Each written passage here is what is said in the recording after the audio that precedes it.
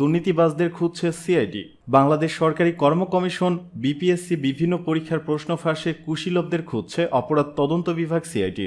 গত 12 বছরে পিএসসির সাবেক গাড়িচালক আবেদ আলী সহ তাদের অনুগত শতাধিক সদস্যের মাধ্যমে বড় কর্মকর্তারা কোটি কোটি টাকা হাতিয়ে নিয়েছেন। গ্রেপ্তার হওয়া 17 জনের মধ্যে অন্যতম আবেদ আলীকে জিজ্ঞাসাবাদে তথ্য পেয়েছে সিআইডি। আবেদ আলী পিএসসির অনেক শীর্ষ কর্মকর্তার নাম বলেছেন। তাদের সম্পর্কে এরই মধ্যে খোঁজ নেওয়া শুরু হয়েছে। প্রশ্ন ফাঁসের অভিযোগে গ্রেপ্তার 17 জনের মধ্যে সবাই তাদের দায় স্বীকার করেছেন জানিয়ে গ্রেপ্তারকৃতদের জিজ্ঞাসাবাদকারী সিআইডি কর্মকর্তা বলেন, গত 5 জুলাই বাংলাদেশ পাবলিক সার্ভিস কমিশন আয়োজিত Bangladesh Railway sub assistant engineer non cadre পদের নিয়োগ পরীক্ষার জন্য নিয়োগ প্রার্থী পরীক্ষার্থীদের কাছ থেকে 2 কোটি টাকা পর্যন্ত তারা সংগ্রহ করেছেন বলে জানিয়েছেন। আবেদ আলীর বাইরে চক্রটির আরেক হোতা বিপিএসসির অফিস সহায়ক সাজিদুল ইসলাম জিজ্ঞাসাবাদে বলেন, বিপিএসসির উপপরিচালক আবু জাফরের মাধ্যমে 2 কোটি টাকার বিনিময়ে গত 5 জুলাই রেলওয়ের নিয়োগ পরীক্ষার প্রশ্ন ফাঁস করা হয়। তিনি বড় কর্মকর্তাদের ট্রাক থেকে পরীক্ষার আগের দিন আমাকে প্রশ্ন সরবরাহ করেন। জানতে চাইলে সিআইডির বিশেষ পুলিশ সুপার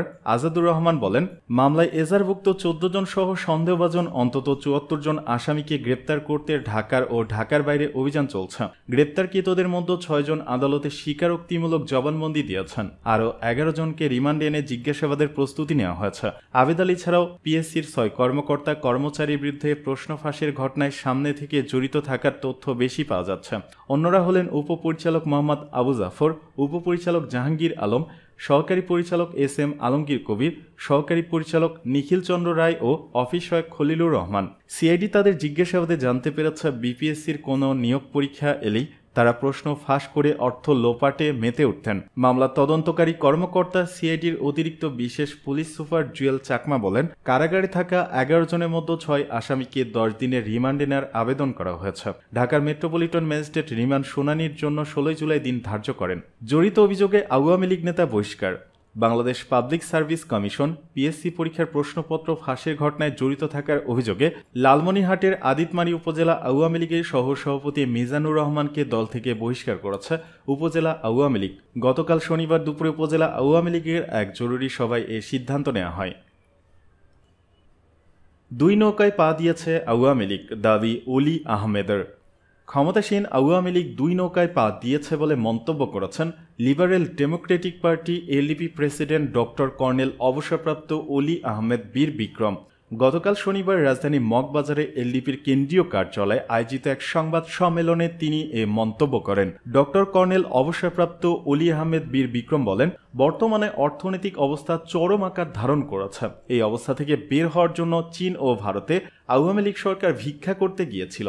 তাদেরকে খালি হাতে ফিরিয়ে দেওয়া হয়েছে, কারণ আওয়ামী লীগ এখন 2 নৌকাতে পা দিয়েছে। তাদের পক্ষে এই অবস্থা থেকে বের হওয়া সম্ভব না। এলডিপি প্রেসিডেন্ট বলেন, দেশে চরম অবস্থা বিরাজ করছে। নিত্য প্রয়োজনীয় দ্রব্যের মূল্যবৃদ্ধির কারণে জনগণের জীবনে দুর্বিষহ নেমে এসেছে।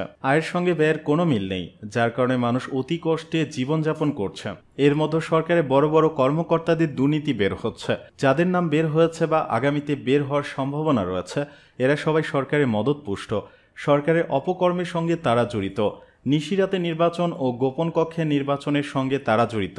এই অবৈধ সরকারকে ক্ষমতায় টিকিয়ে রাখতে তারা ভাগিদার। তিনি বলেন, ক্ষমতাসীনদের দুর্নীতিবাজদের বিরুদ্ধে সরকার যে ব্যবস্থা নিচ্ছে তা যথেষ্ট নয়। এমনকি পিএসসিতে সর্বশেষ যে ঘটনা ঘটেছে এটা অত্যন্ত ন্যাক্কারজনক। শুধু কর্মকর্তা কর্মচারীর বিরুদ্ধে ব্যবস্থা না নিয়ে পিএসসি চেয়ারম্যানের বিরুদ্ধে ব্যবস্থা নিতে হবে। তিনি পদে থাকা অবস্থায় কিভাবে প্রশ্নপত্র ফাঁস হলো, এটা অনেক বড় অপরাধ। তার বিরুদ্ধে ফৌজদারি মামলা হওয়া বাঞ্ছনীয়। চলমান কোটা সংস্কার আন্দোলন প্রসঙ্গে বীর বিক্রম খেতাবপ্রাপ্ত এ বীর মুক্তিযোদ্ধা বলেন, সার্টিফিকেট দিয়ে মুক্তিযোদ্ধা বানানো হচ্ছে, তাদের ছেলে মেয়ে নাতি নাতনিরা চাকরি পাচ্ছে। এখানে সাধারণ লোকেরা বঞ্চিত হচ্ছে। মেধার ভিত্তিতে পদায়ন হচ্ছে না, এতে দেশ মেধাশূন্য হচ্ছে।